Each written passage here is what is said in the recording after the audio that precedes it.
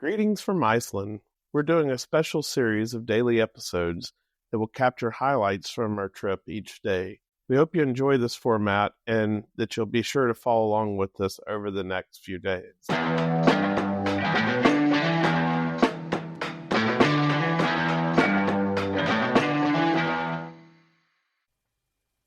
So it's day one in Iceland. We arrived late last night from London and went straight to the hotel not too far away from the airport. And then this morning we got up, had breakfast, and rented a car. Yeah, so highly recommend if you're not going to be spending your first few days in Reykjavik or taking tours out of Reykjavik. That was very convenient. It ended up being after midnight, and so it was just a super easy taxi. Grab a taxi from the airport. They take credit cards to get to the hotel so that we could just get in bed, and then we just picked up the rental car this morning. So today's activities, the airport is actually really close to the Blue Lagoon. And so we really wanted to do that first. I think that'll be a great way to just kick off the day, and then plan to sightsee on the Golden Circle. So Melissa, first impressions of Iceland. Unfortunately, we haven't gotten to see too much, but it's just really rugged, really beautiful. It reminds you of parts of Hawaii without, seeing the lava. A little bit of snow cover, but not a ton of snow. Yeah, I think that was the one thing that surprised me the most. I expected there to be a whole lot more snow than there is here. Yeah, so just kind of covered. It was also interesting. I didn't expect to see, like the movement of the lava near the Blue Lagoon. We had read that they have had to close the Blue Lagoon some. It looks like they're having to redo the roads. There's some construction equipment, but just seeing some of the lava, of course not the molten lava, but the lava rock, you can see that's kind of covered up some of these roads. But beautiful. I can't wait to get out and explore more.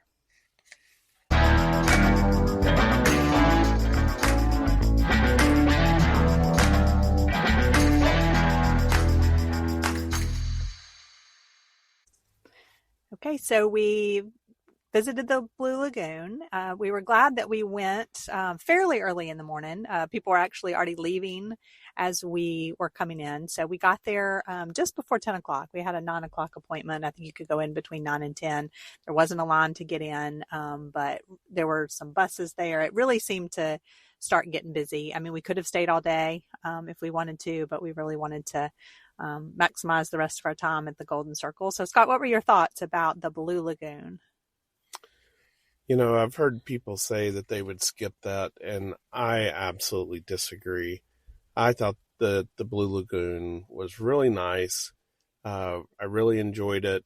We did the 3-phase facial process or whatever with the 3 different muds, and I just thought it was a great experience.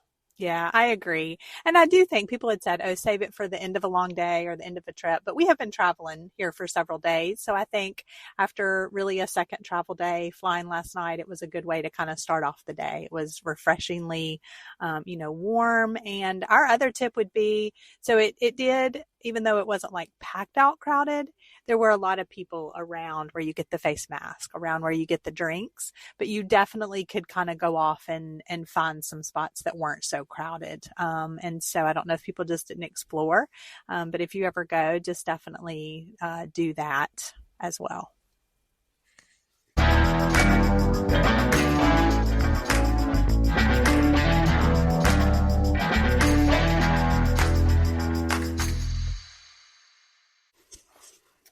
We're here at Geyser right now on the Golden Circle.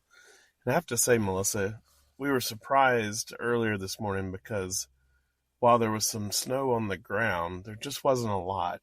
But now that we're up here on the Golden Circle, it's snowing a lot.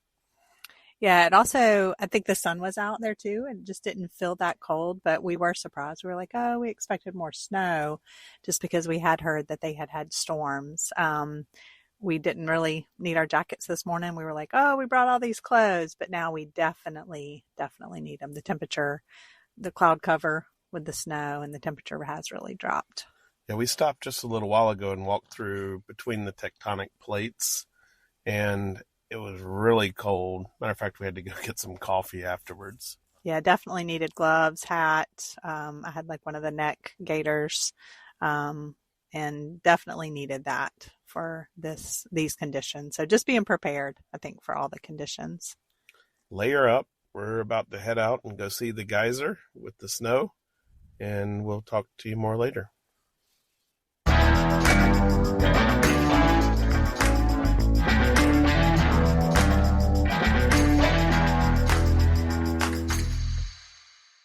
A geyser, the eruptions happen fairly often. What would you say, Melissa? About every 10, 15 minutes, something like that? Yeah, I think they said like 8 to 10 minutes, but it definitely, some of them were shorter and would have like almost a couple of little bursts. And then some of them you felt like it could happen any second now. And you would hear people like, any minute now. So yeah, but fairly frequently. So we had the opportunity to see several of them, and were able to capture some on film, which was pretty neat. Yeah, that was a lot of fun. And then just walk around there and see a lot of little bubbling pools. And so it made a nice little walk. Well, we've made it to the hotel, and day one has been absolutely fantastic. Tonight, we're staying in a small town that looks like it might be pronounced something like Volsvuller or something like that.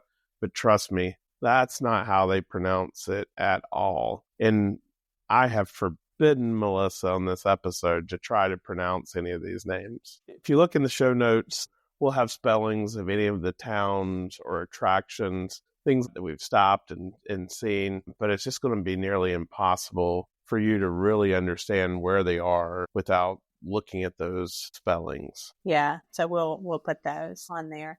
So yeah, so today it was really just getting our first impressions of Iceland, getting the car, and getting to see some of these sites that we've mentioned, like the Blue Lagoon, and going to see those tectonic plates and the geysers. After we left the geyser, we went to Gullfoss waterfall. It's just about 10 minutes north. So if you make it as far as the geyser, make sure that you go to that very next site, just about 10 minutes north of there. Just absolutely fantastic. They have a couple of different viewing platforms that you can see. So we also wanted to mention that all of these places have restaurants and coffee shops and shops where you can get right now all kinds of warm weather gear or souvenir type things. At the one with the tectonic plates, we grabbed a cup of coffee and just had something warm to drink, as Scott had mentioned. Other than that, after the Blue Lagoon, we weren't hungry at first, but we got on the road just a little bit. And I don't know if it was being in the Blue Lagoon or what, all of a sudden it was both like, oh my gosh, we're starving. And so we pulled over and got us something to eat. Fantastic. Yes, you mentioned it was probably one of the best burgers. So again, we'll put all these places. And then the other thing is that we had to drive quite a bit to the town that Scott mentioned. We wanted to really be a good way on that South Road to kind of set ourselves up for the waterfalls and things that we're really excited to see tomorrow. So we stopped, actually, it's very close to where the Secret Lagoon is, a stop that a lot of people do on the Golden Circle, and had dinner. And we were really glad that we did. It was actually at a hotel. We stopped in and said, hey, can we have dinner here? And they said, yes, of course. But we didn't see really anything else open after that. So just kind of being mindful. I think things tend to close fairly early as well. So, well, there really just wasn't a whole lot between here and there where we had stopped. So, if you're somewhere, you end your day and there's a restaurant, you might want to just think about popping in and grabbing something to eat. We were very pleased with the place that we stopped for dinner. Yeah, absolutely. Yeah, it was phenomenal. I think from our food experience so far, they just take great pride in the food and stuff as well. But yeah, I think just being mindful of that. But like there were plenty of options during the day at those waterfall and the different locations. I mean, so the geyser one had 3 or 4 different restaurants. But again, it really does seem to be, open for during the day. So you wouldn't have any trouble, finding lunch spots really. So yeah, so we're going to tuck in bed and be ready to get up and adventure some more along that South Road. We have driving time is about 3 hours and something tomorrow, but of course there will be stops along the way, and then we will recap that for you tomorrow.